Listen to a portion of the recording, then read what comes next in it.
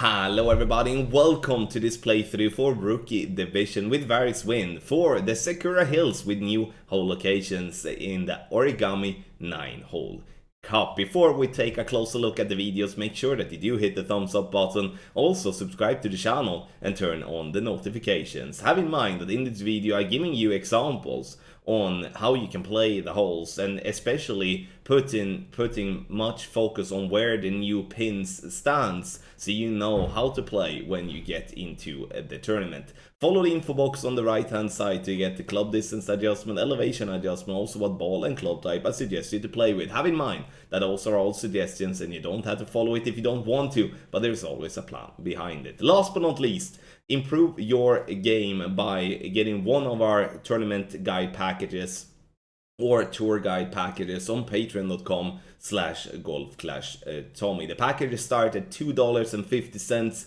and work itself up. Scan the QR code on the side of me or just type in patreon.com/golfclashtommy in your browser and choose the package today. Thank you so much everybody for watching. Let's go to hole number 1.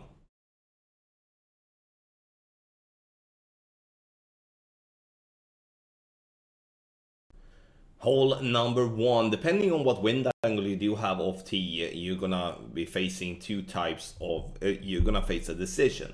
Either, if you do have tailwind, you're gonna go max of power and go above the bunker. You can hit great left, great right and still be safe because it's a massive fairway.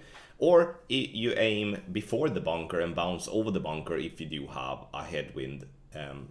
Or if you do have a headwind. I would say if you do have a straight crosswind, you can still reach over the bunker, but be aware that if you do have any form of headwind, you're gonna go directly into the bunker, and that's definitely not something we do want to do. I'm using approximately 0.8 ball of right curl, 3.5 bar topspin, and 3 right spin. You don't have to play with a Kingmaker if you don't want to. I play with a Kingmaker on this hole specifically because that's actually the ball that I have the most on this account, but you can play with any power 3 ball here on hole 1. Second shot is going to be a thorn towards the pin. We're going to be very close to min line here, so I'm moving up a little bit from the min line to make sure that I'm not going to pull into it. 3 backspin, aiming with the ball guideline just before the hole. And here comes an important thing here when it comes to the aim point. Is like when we do not have a good ball guideline, which we don't with low level clubs, then we have to estimate the rollout ourselves, and that's why I'm aiming so close with 3 backspin, because the rollout will be very minimal. I'm playing, in this case, I'm playing 10% elevation, I'm playing this one 5% slider, so it's basically 10% elevation, minimum distance, adding 0.1 and getting a dead center for a lovely eagle to start with on one of the easier par 4s in the game of the Sakura Hills.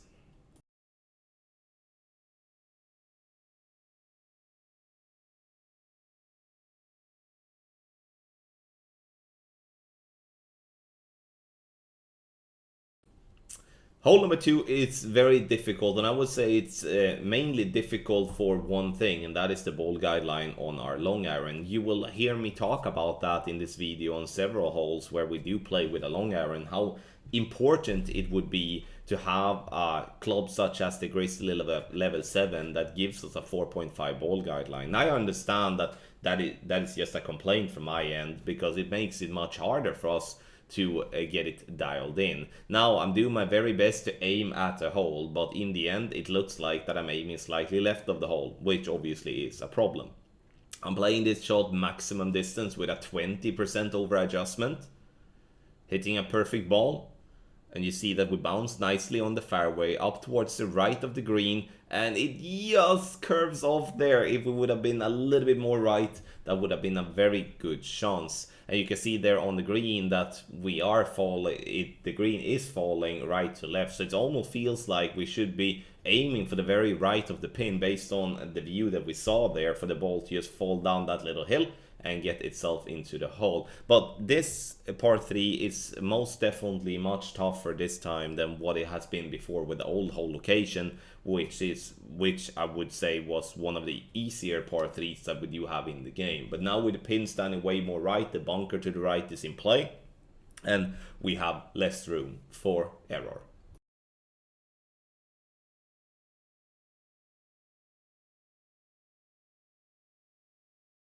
Hole number 3, the drive. Playing with a big topper here is a massive advantage. It doesn't matter if it's a big topper level 1 or it's a big topper level 8. Because no matter what though, the big topper is most definitely going to give you a way of just double bouncing on the fairway over to the final fairway, which is our goal. And that can be done in all wind angles here. It doesn't matter if it is headwind, crosswind, or tailwind. What I'm doing here that you can't see because it's a replay glitch, I'm starting with a power 0 ball in max distance. Then I'm switching to a power 3 ball to make sure that I'm not gonna adjust into overpower. And then I adjust max plus 10. You can see that I'm double bouncing on the fairway down to the final fairway, and I'm using approximately 3/4 of a ball in right curl. And getting it down like we're having here now is definitely the way to open up for a possibility of doing an albatross. If we don't get it down to the second fairway, we can see it in the way that if you do not get it down there, you will get yourself an eagle as best, because then we only have to focus on getting the ball to green, and we're gonna really have to see it as the albatross is gone.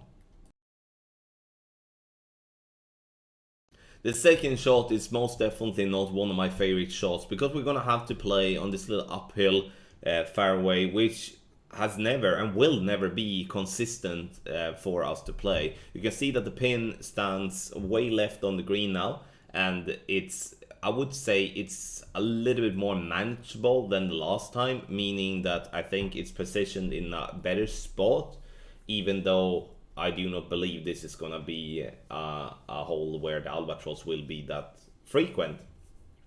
10% elevation, true distance number, and you can see that I tried to estimate with the ball guideline that I do have on my Goliath to aim at the pin, but I'm aiming with a little bit too much backspin and missing it short in line. And this is the difficulty with playing with long irons that do not have a good ball guideline. We have to guess, and sometimes we do guess wrong. In a worst case scenario on this hole, we're gonna see ourselves with an eagle.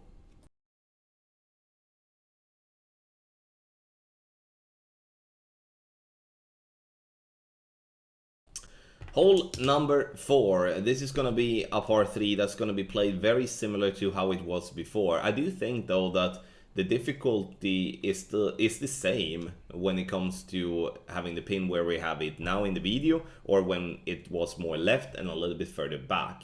It would be that you may require to use a little bit more backspin than normal, because before we could actually have to use a little topspin. So here I'm using one backspin, one left spin, and here we come for the difficult part for players that do play in the lower divisions and play with clubs that do not have a good ball guideline. So let's take an example. Let's say that you would be playing with Grizzly level 7 or better. That would mean that you would be having a ball guideline of 4.5.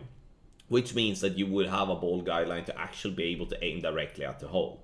Playing with a club such as the Backbone here, or a Goliath, or any other club that do not have a 4.5 ball guideline, you won't see the rollout, which means that you're going to have to guess. And that's going to be very difficult, and you're going to have to be a little bit lucky to make the right call. Elevation though is 10%, and I'm playing it max plus 10% in headwind. In crosswinds I would be playing it medium distance plus 10, and in tailwind I would be playing it medium distance plus 10 as well. A navigator is the only thing that is needed. I think it's great to use a navigator to reduce the wind just slightly.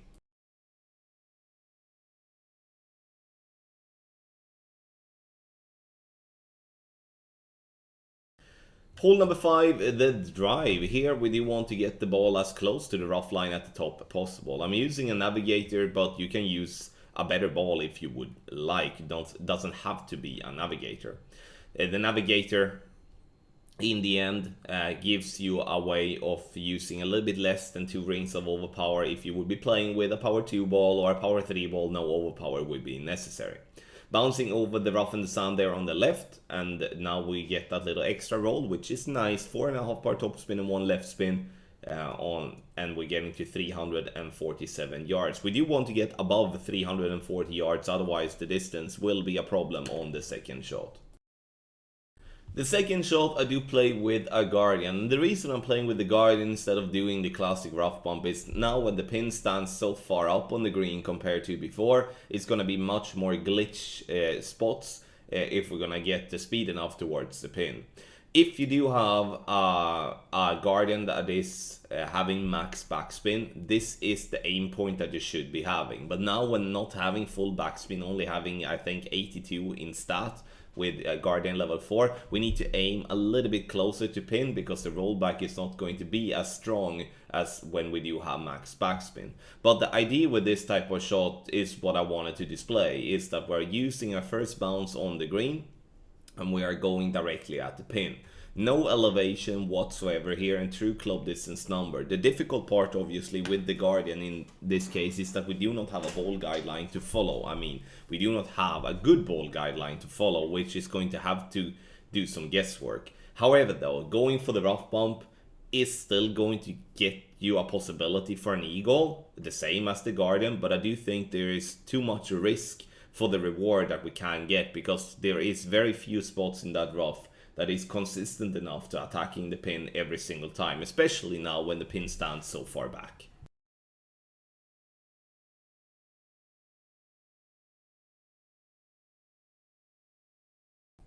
On the drive on hole 6, I decided to do a no movement, so I'm not touching the target until it's time to adjust the rings. I'm using 3 right spin, and I'm in this case using 4 bars of topspin. As we're not in max distance of our club, we can definitely play with a katana, we can play with any other ball as well that do have power 1 or better. The only thing though that you might need to do is, if you do not have side spin 3, you need to compensate with a little bit of right curl if you're using a ball that you have less than 3 side spin. Simple drive adjust is max plus 10, and we're getting it up to around 340 to 350 yards. The second shot you can do in 2 ways. One, you use a guardian or a maxed out sniper, and you aim for the green and you use backspin to hole. Or you're playing the funnel, which is the way that I prefer to play. But playing into the funnel it's giving you a much better chance for a drop, but at the same time you don't really have much room for errors. So that is a risk you're going to have in your mind when you're calculating it out which way you want to play. So 1, you bounce on the green, or 2, you go for a rough bump into the funnel. Spins will vary depending on what type of wind direction it is, and I'm aiming with the inner ring, the green ring as it's called, to be just by the edge of the rough line. We bounce into the rough, rolls down onto the green, we catch the funnel and getting it to drop right at pin for a beautiful albatross here on hole number 6. It's 10% elevation, true club distance number is what I'm using, and I'm using a kingmaker in this hole, this to reduce the wind as much as possible, but we're not really using all the stats with kingmaker, so you could technically play with more or less every single ball here on the second shot.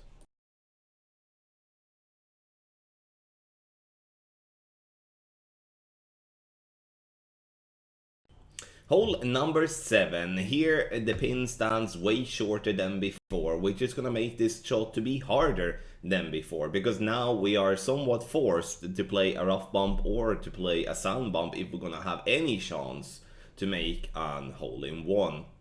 So I'm going for a rough bump, and you can see that I'm aiming for the last sliver of rough, and that is obviously on a first glance very risky, but at the same time the headwind here is going to compress the ball guideline and make us land further back, so it's all accounted for. I'm using 4 and a little bit more backspin with my Goliath, and you can play with whatever long iron that gets you 4.5 backspin or more. Adjustment is maximum distance with no elevation, and we're gonna get this one to go inside the hole. So maximum distance, no elevation, power 1 numbers. You can see there that we landed center rough instead of landing at the edge of the rough as we were aiming. I was also aiming on the right side of the pin, this to compensate for the wind push that is pushing the ball from the right to left. Again, we are playing an aggressive way, but at the same time it's needed to give ourselves a look at a hole-in-one here on hole number 7.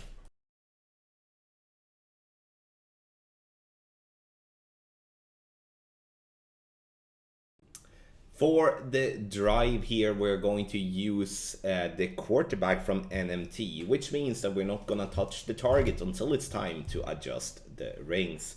We're going to use all the side spin, and we're going to use a little bit of top spin, this to push the ball as far down the fairway possible. Adjust max plus 10 and then center the ball and hit perfect. I would say using a side spin 3 ball is gonna be absolutely crucial here because of the new hole location. So a katana or a kingmaker or any other ball that you have minimum 3 right spin. So we're getting it down there nicely, and the higher up we are, the better it's going to be in terms of the angle for the second shot. Second shot, we're playing with our thorn. Here comes the issue with not having a good ball guideline. We're gonna have to try to estimate on how the side spin will push the ball to the right. So we're using all the side spin that we can, and I'm using backspin as well to make sure that I'm having my first bounce on the green for more consistency. You can also see that we are close to max line, which in the end is gonna be a little bit of an issue if having a strong headwind. So not maybe the ultimate position for the new hole location here, because we can't really do much else if not using a side spin 4 or even a side spin 5 ball, which obviously exists, but not something that I want to focus on here. Adjust, I play max plus 10. Unfortunately, I do hit a great left, and if I would be hitting a perfect, I would have been very, very close. But a great ball there made me miss to the left-hand side. At least in the end, it's gonna always be a simple birdie. But the new hole location definitely makes this hole to be a little bit tougher than what we are used to have.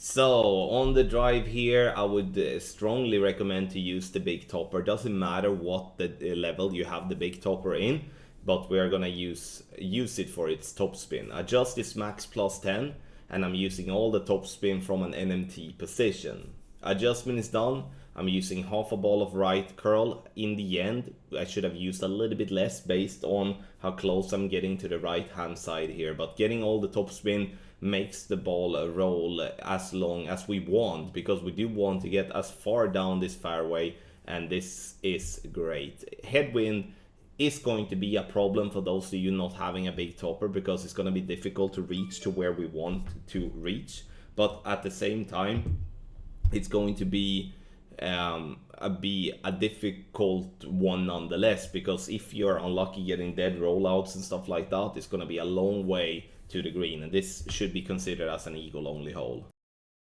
On the second shot, we shall ensure to go and get the ball to green, 2 right spin and 4.5 bar top spin. I'm trying to aim at a spot that gives me a nice little bounce. I'm adjusting max plus 10. The problem here playing with a club such as the Big Dog is that the accuracy is absolutely terrible, which means a great ball like this is going to definitely cause some issues. So make sure to hit perfect on the second shot, or use another club with more accuracy. Now it's not the end of the world, because I'm ending up to have a very short wedge with a perfect ball, or maybe a great right that would be on the green for a simple putt. Obviously the putt is what we want to achieve, but in the end I wanted to show this shot just to display how we can play the second shot, but make sure that you do hit perfect. It's a difficult hole, this one. Get the eagle and run. Thank you so much everybody for watching this playthrough for Rookie Division with Various Win for the new hole locations of the Sakura Hills here for the Origami 9-hole cup. Get the ultimate tournament guides or the exclusive tour text guide by scanning the QR code on the side of me, or go to patreon.com/golfclashtommy. You have the link directly in the description down below. Thank you once again for watching, and good luck in the Golf Clash game.